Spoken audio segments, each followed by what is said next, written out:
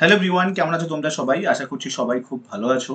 So recently আমি তোমাদেরকে একটা ভিডিও দিয়েছিলাম যেখানে আমি তোমাদেরকে বলেছিলাম যে কোভিড ভ্যাকসিন যেটা কোভিশিল্ড রয়েছে, যারা ভ্যাকসিন নিয়েছিল তাদের শরীরে কিন্তু একটা আলাদা রকমের রেয়ার ডিজিজ কিন্তু আসছে। এবং সেটা নিয়ে অ্যাস্ট্রাজেনেকা যারা এই কোভিশিল্ডটাকে তৈরি করেছে, তারা কিন্তু ইউকে হাইকোর্টে সেটা নিয়ে কিন্তু একটা কেস ফাইল হয়েছিল এবং সেটা রিলেটেড আমি একটা ভিডিও তোমাদেরকে দিয়েছিলাম।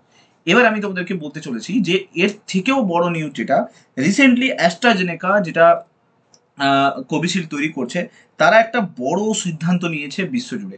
কি সিদ্ধান্ত নিয়েছে? তারা সিদ্ধান্ত নিয়েছে যে তারা আর নতুন করে কোভিড ভ্যাকসিন যেটা সেটা তৈরি করছে না। তারা গ্লোবালি এই কোভিড ভ্যাকসিন কিন্তু বন্ধ করতে চলেছে। তো এটা অনেক বড় নিউজ।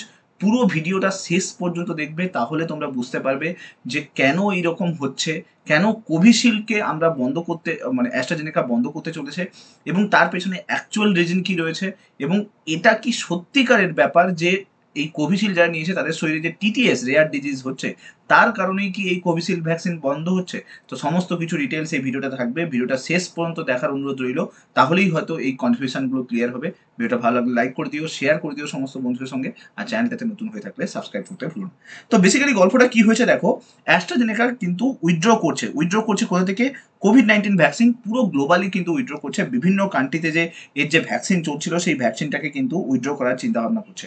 অ্যাস্ট্রাজেনেকা যেটা বলছে যে আমরা যে ভ্যাকসিনটাকে তুলে নিচ্ছি, এর মেন রিজন হচ্ছে কোভিড সিমটম কিন্তু চেঞ্জেস এসছে, কোভিডের বিভিন্ন ভ্যারিয়েন্ট এসছে, তো আমাদের আপডেটেড ভ্যাকসিন দরকার। সেই আপডেটেড ভ্যাকসিন যাতে তৈরি করা যায় তার জন্য কিন্তু আমরা এই নতুন করে কোভিড ভ্যাকসিন কিন্তু আমরা বন্ধ করার চিন্তা ভাবনা করছি।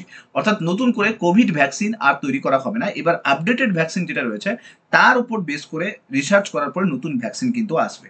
নাও এখানে একটা বড় সড়ো কনফিউশন কিন্তু তৈরি হয়। কনফিউশন এটা যে তোমরা জানো যে রিসেন্টলি কিন্তু এই কোম্পানির এগেনস্টে, অ্যাস্ট্রাজেনেকা যে কোম্পানি, এই কোম্পানির এগেনস্টে ইউরোপিয়ান ইউনিয়ন, তোমরা জানো ইউরোপিয়ান ইউনিয়নে বেশিরভাগ জায়গাতে এদের কিন্তু ম্যানুফ্যাকচারিং ইউনিট ছিল, তো সেগুলোকে উইথড্র করছে। এই কোম্পানির এগেনস্টে রিসেন্টলি তোমরা জানো যে বিভিন্ন ধরনের কিন্তু অ্যালিগেশন এসছে।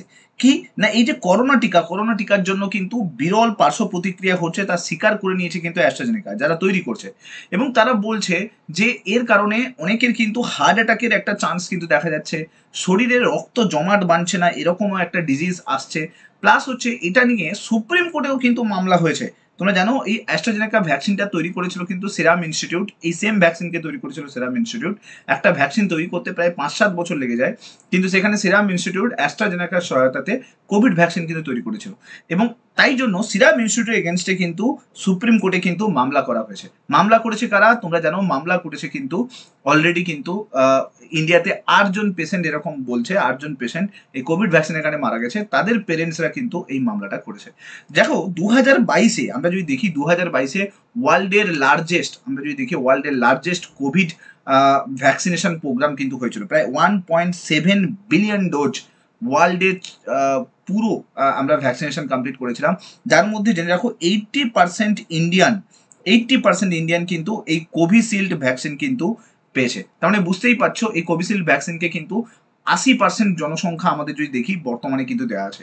কোভিশিল্ডকে কেন নেওয়া হচ্ছে? কারণ তোমরা জানো অ্যাস্ট্রাজেনেকার এই ভ্যাকসিন, দেখো কোভ্যাক্সিন নিয়ে কিন্তু কোনো গন্ডগোল নেই, কিন্তু কোভিশিল্ড নিয়ে গন্ডগোল চলছে। কিন্তু কোভিশিল্ড ইন্ডিয়াতে বেশিরভাগ ইউজ হয়েছে কিসের জন্য? কারণ কোভিশিল্ড প্রথম কথা এর কিন্তু খুব সিম্পল স্টোরেজ রয়েছে, 6 মাস একে স্টোর করা যায়, ইজিলি এটাকে প্রডিউস করা যাচ্ছিল, ম্যানুফ্যাকচার করা যাচ্ছিল। প্লাস এর যে ভ্যাকসিনেশনের কারণে খুব একটা বেশি সাইড ইফেক্ট সেই সময় কিন্তু আসছিল না, হালকা জ্বর ছাড়া, মাইল্ড ইফেক্ট ছাড়া সেরকম কিন্তু হচ্ছিল না। কিন্তু রিসেন্টলি কি হচ্ছে, রিসেন্টলি 51টা কেস টোটাল হাইকোর্টে কিন্তু জমা পড়েছে। 51টা কেস, এটা আমি বললাম ইউকে হাইকোর্টে জমা পড়েছে, আমাদের ইন্ডিয়াতে কোনো হাইকোর্টে নয়। ইউরোপিয়ান ইউনিয়নের যে হাইকোর্টগুলো রয়েছে এবং তোমার হচ্ছে ব্রিটেনে হাইকোর্টে কিন্তু জমা পড়েছে। 51টা কেস এরকম এসেছে যেখানে কিন্তু এখানে অ্যাস্ট্রাজেনেকাও মেনে নিয়েছে যে ওদের ভ্যাকসিনের কারণে কিন্তু এই ডিজিজটা কিন্তু আসছে, এই টিটিএস ডিজিজটা হালকা যে বলতে পারো রেয়ার ডিজিজ, এটা কিন্তু দেখা যাচ্ছে। প্রায় বলা হচ্ছে যে অ্যাস্ট্রাজেনেকার ওপরে প্রায় 100 মিলিয়ন পাউন্ডস কিন্তু অলরেডি তার উপরে কিন্তু পেনাল্টি চাপানো হয়েছে। এবং যেটা বলছে যে এই যে ভ্যাকসিন, এই ভ্যাকসিনে কিন্তু লয়াররা যেটা বলছে এই ভ্যাকসিনে কিন্তু অনেক বেশি ডিফেক্টিভ জিনিস রয়েছে, যার কারণে কিন্তু বিভিন্ন জায়গাতে কিন্তু এই ধরনের রেয়ার ডিজিজ কিন্তু দেখতে পাচ্ছি। তো অ্যাস্ট্রাজেনেকার এই ঘোষণা করার পরে, মানে এই কোর্টে গিয়ে এই ঘোষণা করার পরে বিভিন্ন জায়গাতে কিন্তু অলরেডি এটার উপরে কিন্তু প্যানিকনেস ক্রিয়েট হয়েছে।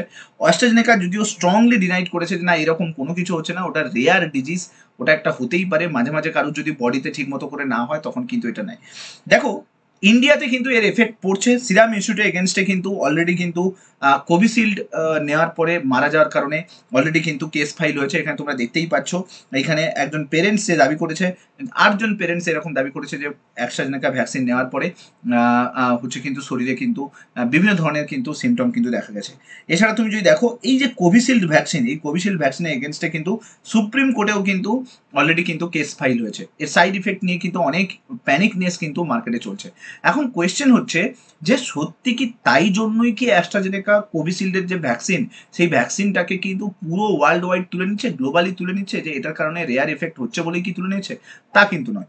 অ্যাকচুয়ালি এই ভ্যাকসিন তুলে নেওয়ার মেন রিজন যেটা অ্যাস্ট্রাজেনেকা বলছে যে প্রচুর পরিমাণে ডিমান্ড জেনারেট হয়েছিল, তাই জন্য হিউজ পরিমাণ প্রোডাকশনও হয়েছিল। সে যেহেতু প্রোডাকশন প্রচুর পরিমাণে হয়েছিল, তাই জন্য মার্চ মাসের 5 তারিখে, মানে এই কেসটা হয়েছে মে মাসে, মার্চ মাসের 5 তারিখে এরা ডিসাইড করেছিল যে এরা এই ভ্যাকসিনটাকে তুলে নেবে, এবং এটা রিলেটেড কিন্তু অলরেডি কিন্তু নোটিফিকেশনও এরা দিয়ে দিয়েছিল।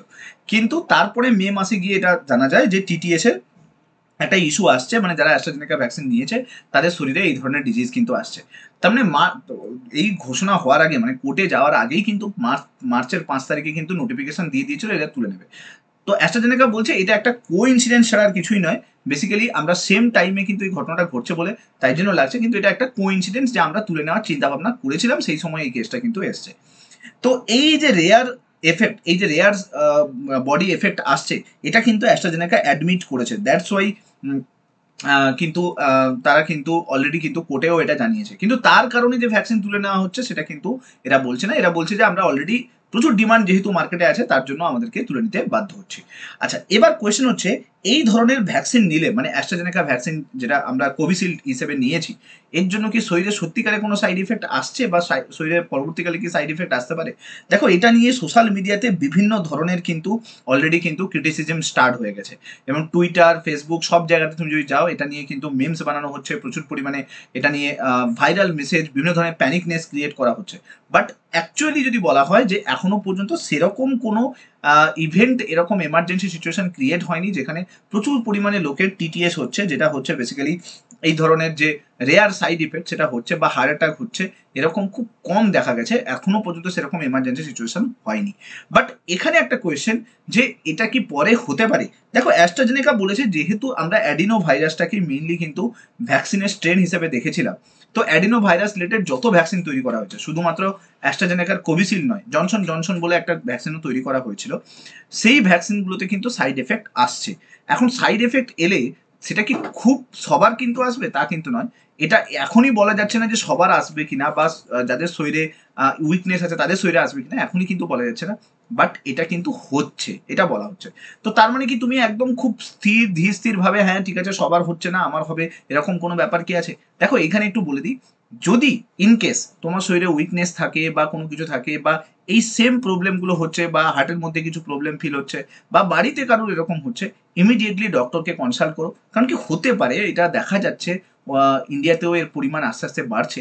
তো আমার মনে হয় যে এক্ষেত্রে আমাদেরকে অনেক বেশি অ্যাওয়ার হতে হবে, অনেক বেশি সিরিয়াস হতে হবে এই জিনিসগুলোতে, যে চুপচাপ বসে না থেকে ইমিডিয়েটলি চেক করতে হবে। কারণ জানো, এটা জেনে রাখো, এই যে যত কেস হয়েছে, এই কেস কিন্তু ভ্যাকসিন নেওয়ার 2 বছর পরে কিন্তু ঘটনাগুলো আসছে। অর্থাৎ তোমার বডিতে এখন কিন্তু ভ্যাকসিনটা রীতিমতো স্টেবল অবস্থায় আছে। ইনকেস যদি সামান্য কিছু প্রবলেম হয়, আমি বলবো ডক্টরকে কনসাল্ট করাটা কিন্তু বেস্ট হবে। সো হোপফুলি বোঝাতে পারলাম। তো এখনই প্যানিকনেস হওয়ার কোনো কারণ নেই, প্যানিক হওয়ার কোনো কারণ নেই। যখনই এরকম কোনো কিছু প্রবলেমের সামনাসামনি হবে, বেটার হয় ডক্টর কনসাল্ট করো। আর যা রিউমার্স চারদিকে চলছে সেটা নিয়ে এত প্যানিক হওয়ার দরকার নেই। কারণ কি এখন তোমাকে অ্যাওয়ার হতে হবে, এবং তোমার আশেপাশের সবাইকে কিন্তু অ্যাওয়ার করতে হবে। সো ভিডিওটা ভালো লাগলে লাইক করে দিও, শেয়ার করে দিও সমস্ত বন্ধুদের সঙ্গে, আর চ্যানেলটাতে নতুন হয়ে থাকলে সাবস্ক্রাইব করতে ভুলো না। Thank you so much. Next video তোমার সঙ্গে আবার দেখা হচ্ছে। Till then, bye by.